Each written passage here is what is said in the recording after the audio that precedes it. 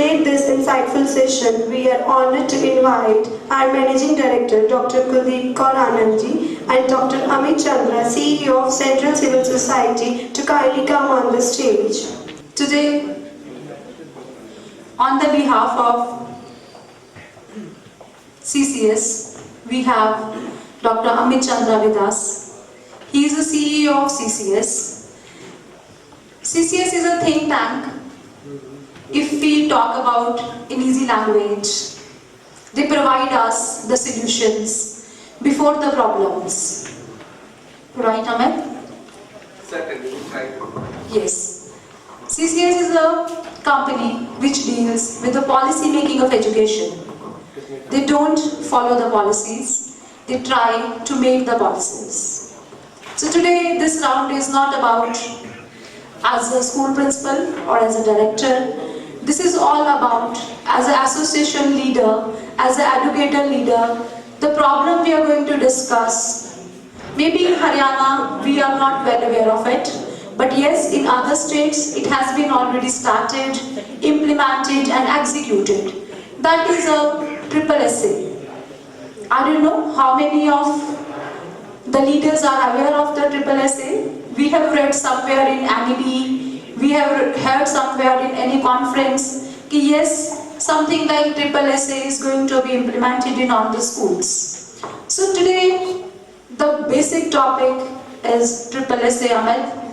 As a principal, as an educator, as we were discussing, when I went to the triple SA, the first thought I came in my mind, this is trying to regulate the private schools more. First performance, first impression, I carried myself as a leader. जब triple S की definition को मैंने understand करने की कोशिश की कि कहीं ना कहीं तरह से और तरीके से स्कूल्स को self finance schools, right, what we talk about a budget private schools, उनको और ज़्यादा प्रेशराइज, रेगुलेट करने की एक कोशिश ट्रिपल एस है. Is it? Thank you very much Kuldeep ma'am. यहाँ पे मौजूद जितने लोग हैं उनमें से राष्ट्रीय शिक्षा नीति 2020 में जो आई थी, कितने लोगों ने पढ़ा है, जाना है, सुना है, देखा है, पढ़ा है? तो जो कुलदीप मैम का क्वेश्चन है, actually it's less of a question, more of a fear and concern and very valid genuine concern कि भाई इसमें आइडिया लिखा हुआ है कि एक ऐसा नया इंस्टीट्यूशन बनेगा, स्टेट स्कूल स्टैंडर्ड अथॉरिटी, जिसको शॉर्ट में हम ट्रिपल एसए बोलते हैं, कि ऐसा एक नया रेगुलेटरी बॉडी बनेगा. तो जाहिर सी बात है, ऑलरेडी रेगुलेशन कितना है, आपका स्टेट का एजुकेशन एक्ट है, उसके अलग से रूल्स हैं, कोड्स हैं, एफिलिएशन बोर्ड की मान्यता है, उसके अलावा कई जगह से एनओसी वगैरह लेने पड़ते हैं, मल्टीपल रेगुलेटरी बॉडीज हो गए हैं. अब उसमें अगर एक और रेगुलेटरी बॉडी की बात की जाएगी तो डर लगना तो वाजिब है. लेकिन मैं वापस से एनकरेज करूंगा कि नई शिक्षा नीति चैप्टर 8 पढ़िए, उसमें स्पेसिफिकली बिंदु 8.1 से लेके 8.78 तक अगर पढ़ेंगे तो अच्छी बात क्या है कि ये triple S as a solution के बारे में बात करने से पहले ऑलरेडी उसका कॉन्टेक्स्ट दिया हुआ है, प्रॉब्लम स्टेटमेंट दिया है कि क्यों, और वहां पे साफ साफ लिखा हुआ है कि जो रेगुलेशन है, क्योंकि मल्टीपल बॉडीज कर रही हैं, क्लैरिटी नहीं है, एम्बिग्विटी है, और अलग अलग लोग उसको अलग अलग तरीके से इंटरप्रेट करके उसको उससे एक्सटॉर्ट करते हैं. एंड देयरफॉर, और उसमें रियलाइजेशन ये हुआ है कि over a period of time वो जिस भी ऑब्जेक्टिविटी के साथ वो रेगुलेशन बना था उसको अचीव नहीं कर पा रहा है, बल्कि उसके उल्टे नतीजे ज्यादा दिख रहे हैं. इसलिए फिर आइडिया ये है कि उन सबको हटा के एक नया बॉडी बनाया जाए, और उसमें से भी विशेष तौर पे, और सारे यहाँ पे जितने स्कूल लीडर्स साथी हैं वो शायद मेरी इस बात से रिलेट कर पाए कि अभी के टाइम में रेगुलेशन कौन करता है, डिपार्टमेंट करता है, डिपार्टमेंट ऑफ स्कूल एजुकेशन, जिनके अपने खुद के स्कूल हैं, बात हो गई ना कि अपना स्कूल जो चला रहा है, सबसे ज्यादा नंबर ऑफ स्कूल उनके खुद हैं, वही रेगुलेटर बन के आपको रेगुलेट कर रहा है, तो ये गलत बात हो गई ना। इसीलिए आइडिया था कि अब डिपार्टमेंट रेगुलेट ना करे, ये नया बॉडी बनाए जो कि रेगुलेट करेगा सबको, चाहे वो प्राइवेट स्कूल हो और गवर्नमेंट स्कूल हो। तो मान लीजिए जितने नोटिस आपको मिलते हैं कंप्लायंस नॉर्म के लिए, सीसीटीवी कैमरा लगा दो, ये कर दो, वो कर दो, जो कि एक कंसर्न होता है कि भाई आपके अपने स्कूलों में तो लगवा नहीं रहे हैं, तो अब ये मैंडेटरी हो जाएगा कि जो भी आप बोल रहे हैं प्राइवेट को या मिशनरीज को या चैरिटी को या सरकारी को, सब में एक समान गुणवत्ता के हिसाब से ही आप कंप्लायंस नॉर्म बनाएंगे। तो शॉर्ट में ये See, Amit, if I'm representing the private schools here, it's not about the fear what I think. It is about that we are not asking for that we are not accountable. We are asking for that we need a predictable, fair and transparent accountability in the system. That is much needed if we talk about the regulations or the system or policies, right? right. And just let me know, Amit, moving forward with the next question. For school leaders, those who are sitting here today, could you explain separation of functions in simple, non-policy language? बिल्कुल जी। तो इसीलिए मैंने वो example दिया। अभी आपने बोला कि बहुत सिंपल, फेयर, ट्रांसपेरेंट होना चाहिए। तो जहाँ पे अब मान लीजिए कि क्रिकेट का मैच खेल रहे हैं, इंडिया पाकिस्तान के बीच में मैच हो रहा है और पता चलता है कि जो अंपायर हैं वो पाकिस्तान टीम ने सिलेक्ट कर रखी है, जो मैच का रेफरी है उन्होंने सिलेक्ट कर रखा है, हो भी रहा है वहीं के क्रिकेट ग्राउंड में, सारे दर्शक भी हैं, रूल भी उन्होंने ही बना रखे हैं, तो फिर आप खेलने जा रहे हो तो कितना फेयर हुआ? सॉरी, थोड़ा इंडिया पाकिस्तान मैच से दे दिया क्योंकि वो मैच से एक्साइटिंग एग्जांपल हो जाता है, लेकिन वही बात हो गई ना कि जो अपना स्कूल चला रहा है वही दूसरे स्कूलों के लिए गाइडलाइन कर रहा है, तो फिर वो कैसे फेयर हो सकता है? सो सिंपलेस्ट फॉर्मेट यही है कि जो, या मान लीजिए आपका कोई कोर्ट केस है और जो एक वकील है वही उसी का ही जज भी है, तब कहां से फेयर जजमेंट हो सकता है? सो इसीलिए आइडिया ये है सेपरेशन ऑफ फंक्शन का। और अगर एज अ प्रिंसिपल में देखेंगे तो हमारे कॉन्स्टिट्यूशन में भी उसको रखा गया है।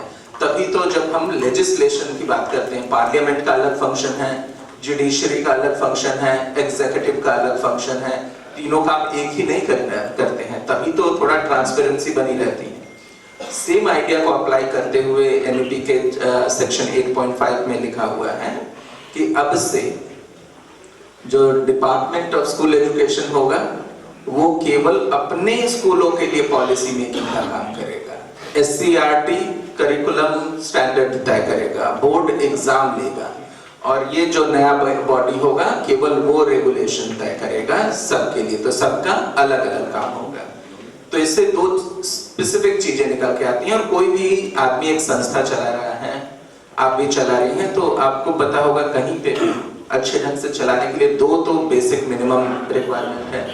एक स्पेशलाइजेशन, जो हम काम कर रहे हैं उसके लिए स्पेशलाइजेशन है कि नहीं, एंड सेकंड इज एफिशिएंसी, इस काम को करने का बेस्ट तरीका क्या है।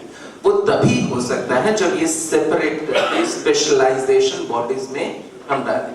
तो जैसे गवर्नमेंट डिपार्टमेंट है, उनका एक ही उद्देश्य होना चाहिए, how to run best schools in the world, ये उनका काम होना चाहिए। वो ना काम छोड़ के बाकी सब काम कर रहे हैं कि नहीं कर रहे हैं। तो इसलिए आइडिया है कि भाई तुम अपने स्कूल चलाओ बेस्ट तरीके से, दूसरे अपने स्कूल चलाएंगे, एक पैरामीटर होगा बेसिक मिनिमम गाइडलाइन का कि ये सबको फॉलो करना है, बेसिक स्टैंडर्ड, उसके बियॉन्ड जिसकी जितनी क्षमता है वो करें। See, I mean, when I think about it, that's like a state school standard authority, right? All of a sudden, if we use the term, if we throw the term to the audience, what they realize or what they conclude the form of SSSA, right? So all of a sudden the idea came to the mind that maybe a new governing body, maybe a new inspector, maybe a new policy document, कि ये आएगा और whosoever is come to inspect or guide the schools. It's not a guiding actually, we all know this. We are in the system. It's all about the inspecting. It's all about the regulating.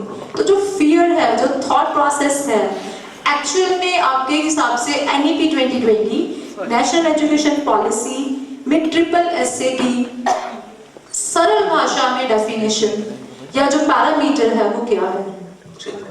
अच्छा, लेकिन एक बात और भी बोल देता हूँ कि, और इसलिए मैंने बोला था कि अगर फियर है, कंसर्न है, क्वेश्चन है, जायज है।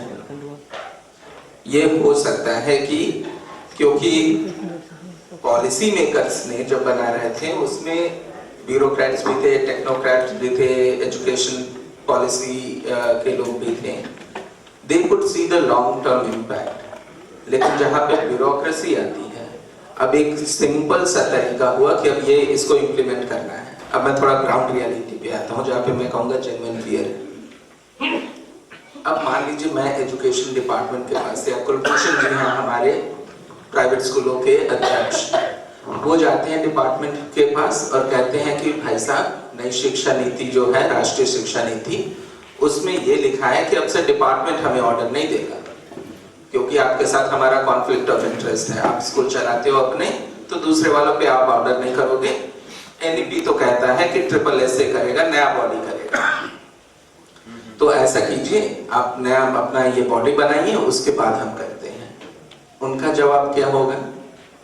एक IAS ऑफिसर जो 10-12 साल का अपना काम, मेहनत, सोर्स सब कुछ लगाने के बाद वहां पहुंचा है, और उनका क्या होता है ऑब्जेक्टिव इंटरेस्ट, जितना ज्यादा पावर हो, जितना ज्यादा पैसा हो, जितना ज्यादा बजट वाला मेरे पास डिपार्टमेंट हो, उसी में उनका इंटरेस्ट होगा, तभी उनकी पूछ होगी। अब आप बोल रहे हो कि भाई साहब आज तक तो आप हमारे स्कूलों के लिए ऑर्डर देते थे, आपका कंट्रोल चलता था, अब आपका नहीं चलेगा। आप अपना ऐसा कीजिए, नया एक बनाइए बॉडी SSS ये, और अपना पावर उनको दे दीजिए जो आगे से आपको अपने स्कूल कैसे चलाने उसका ऑर्डर भी वही देगा। तो कोई करेगा क्या? कोई भी नहीं करेगा। And therefore there is strong disincentive कि वो फिर करना कराना कैसे होगा। और इसलिए जेन्युइन फियर बोला, तो क्या वो कर सकते हैं कि हो सकता है कि सही में एक और बना दे, तो पता चल रहा है 4 जगह तो आप जवाब पहले से दे ही रहे हैं, अब 5वीं जगह भी आपको जवाब देना पड़ेगा। और इसीलिए इस कॉन्फ्रेंस में why I made sure that I must have to go and we have to discuss this, क्योंकि इसका अल्टीमेट सॉल्यूशन आपके ही हाथ में है। जनता जितनी जागरूक होती है, सरकार वैसा ही परफॉर्म करता है। And therefore it has to be, आप प्राइवेट या सरकार या स्कूल या जितने भी लोग हैं, you have to be very strongly vigilant, नहीं तो ये वैसा कर हो सकता है। और उसके सिम्टम्स मैं बड़े राज्यों में देख रहा हूँ। तो वो कह रहा है आजकल, now instead of creating new body, क्योंकि इसकी ऑब्जेक्टिविटी क्यों कर रहे हैं, कैसे कर रहे हैं, उस पर तो समझ नहीं है, स्ट्रॉन्ग डिसइंसेंटिव है। और इतना लंबा चौड़ा काम कौन करेगा? नया डिपार्टमेंट बनाओ, नए लोगों को बिठाओ, नया फाइनेंस का उसके बजट अप्रूव करो, ये सब तो बड़ा मुश्किल काम है। तो अभी क्या कर रहे हैं, या तो वो SCERT को मेजॉरिटी की जगह पे सिर्फ नोटिफाई कर दे रहे हैं कि SSS आज से आप ही बन गए। उनके लिए भी काम इजी है, मॉनिटरिंग और जो ट्रैकिंग होती है, उन्होंने कह दिया कि ये मेरा काम अचीव भी हो गया, करना भी नहीं कुछ पड़ा। लेकिन इससे रिजल्ट ये भी होगा कि इम्पैक्ट भी कुछ नहीं होगा, वहीं के वहीं घूम फिर के आ जाएंगे। सो एंड देयरफॉर मैंने बोला कि फियर होना चाहिए, और इस फियर से निकलने का एक ही तरीका है, स्ट्रॉन्ग एसोसिएशन ऑफ स्कूल्स। और वो जितना एक्टिव, विजिलेंट, वॉचडॉग की तरह रहेंगे, उतना अच्छा करा देंगे। नाउ अभी मैंने चैलेंजेस के बारे में बात किया, but I also must say there is opportunity, क्योंकि वो कह रहे हैं इंडिपेंडेंट होगा। नाउ इंडिपेंडेंट का क्या मतलब हुआ? कि मतलब सरकारी लोग तो नहीं होने चाहिए, एटलीस्ट एजुकेशनिस्ट होने चाहिए इस बॉडी पे, जो कि एजुकेशन के हिसाब से रूल रेगुलेशन बनाए। And that gives you opportunity कि जितने लोग यहाँ पे हैं जिन्होंने शिक्षा के क्षेत्र में बहुत अच्छे काम किए हैं, 20 साल, 30 साल, 25 साल का अच्छा अनुभव है, ऐसे सारे लोग उस बॉडी के, गवर्निंग बॉडी के मेंबर हो सकते हैं। And therefore it could be a way for self regulation, कि अभी तक जो दूसरे लोग ऑर्डर देते थे उस कमेटी में, उस बोर्ड में, उस मेंबर में मिनिमम आप कह दीजिए कि 50% तो हमारे लोग होंगे। आप मेंबर बनिए और खुद से अपने हिसाब से रेगुलेशन बनाइए। See, so it means as per your recommendation, the SSSA is reducing and discretioning the Inspector Raj. Yes or no? Definitely yes. Okay. अगर आइडियल तरीके से बना तो, लेकिन अगर मटिया में करना है, रायता फैलाना है तो लोग कहीं भी फैला सकते हैं। You were in the panel of SCRT, I was in the panel of SCRT. We have worked closely, we have observed how the policy is made. So we both know वो कितने ढंग से होगा, still it's a question remains. ये question है, इसके लिए मेरे पास आप सब हरियाणा के सारे स्कूल संचालक बंधुओं से एक ही अपील है, कुलभूषण जी का हाथ मजबूत कीजिए, वही इसको ठीक से करवाएंगे।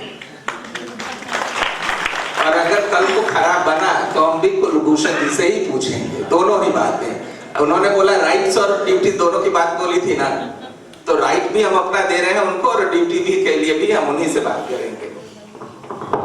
ठीक है शर्मा जी, क्षमा के साथ। Amit ji, due to the shortage of time, I'm merging the questions, right? So next, the important question that I feel that everyone wants to hear from your side as expert, that sometimes we have argued that reducing control will lead to the low quality schools mushrooming, right? How does NEP's governance model ensure quality and accountability without falling into the micromanagement that we does every day? इसका बहुत simple है, ये सब जो सोच आती है ना वो कंट्रोल माइंडसेट से आती है। लोगों को लगता है कि अगर लोगों को हम आजाद छोड़ दें तो सबके सब डकैत ही बन जाएंगे, सब क्रिमिनल बन जाएंगे, सब एक दूसरे का मर्डर करने लगेंगे।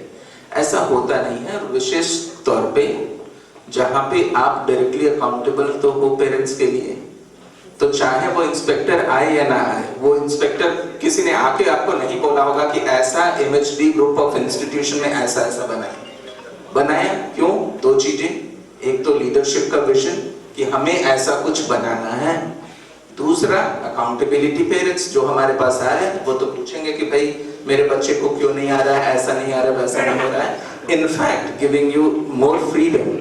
और हमने सिर्फ भारत में ही नहीं विश्व भर में देखा है, जितना ज्यादा स्कूल को ऑटोनॉमी यानी स्वायत्तता देते हैं उतना ज्यादा अच्छा इनोवेटिव काम होता है। जितना ज्यादा कंट्रोल करके रखेंगे उतना ज्यादा स्टैंडर्डाइजेशन हो जाएगा, लर्निंग आउटकम गिरने लगेगी। यही रीजन है कि देख लीजिए पिछले 75 साल में जितना ज्यादा कंट्रोल करते गए हैं शिक्षा की गुणवत्ता उतनी गिरी है। जब पहले कम होता था, ट्रस्ट बेस होता था, विजनरी लीडरशिप को लोग एनकरेज करते थे, हमारे यहाँ क्वालिटी बहुत अच्छी हुआ करती थी। So it means the shift is not from regulation to no regulation. It means the shift is from process-based control to outcome-based accountability. Exactly yes. हाँ, और इसी जब SSSA के रेगुलेशन की बात होती है, ऐसा नहीं है कि नो रेगुलेशन। रेगुलेशन मतलब किस चीज का? वो इनपुट ड्रिवन होगा, प्रोसेस पे होगा, और यहाँ पे आइडिया है लर्निंग आउटकम का। सुबह मैम भी शायद एक पैनल में बोल रहे थे, आपसे भी चर्चा हो रही थी कि ये डिफाइन हो गया कि ये बेसिक कॉन्सेप्ट 5 साल के, 7 साल के, 15 साल के बच्चों को ये बेसिक चीजें आनी चाहिए। इसके बेसिस पे हम कॉम्पिटेंसी बेस्ड असेसमेंट करेंगे कि बच्चों को सही में आता है कि नहीं, और वो नॉलेज जो सीखा है उसको अप्लाई कर पा रहे हैं कि नहीं, डे टू डे लाइफ में कर पा रहे हैं, बस उससे ज्यादा बाकी उससे हमें मतलब नहीं है। And that is the idea behind learning outcome based regulations. I mean, see, policies don't implement themselves, right? They are shaped by how governments, how states interpret them and how stakeholders take them. It depends on. Right. Because when the process starts, the vision is different. When the process comes from the top to the bottom, the vision has been changed. Right. Okay. So if we talk about as a school leaders, those who are sitting here and actually they want to understand what the role can a school leader and the association play in ensuring the separation of functions and SSSA are implemented in the spirit of NEP without manipulating by the governments or without manipulating by the states. सो ये manipulation हो रहा है, that's real life. I know रफली 11 state ऐसे हैं जिन्होंने या तो SCRT को नोटिफाई कर दिया या तो अपने एजुकेशन बोर्ड को नोटिफाई कर दिया SSS की तरफ से काम करने के लिए। पेपर में हो गया कि हाँ भाई बन गया, लेकिन होगा कुछ नहीं। That's the real fear. और इसके लिए एज अ स्कूल एसोसिएशन मैंने जैसे पहले बोला, you have to be vigilant.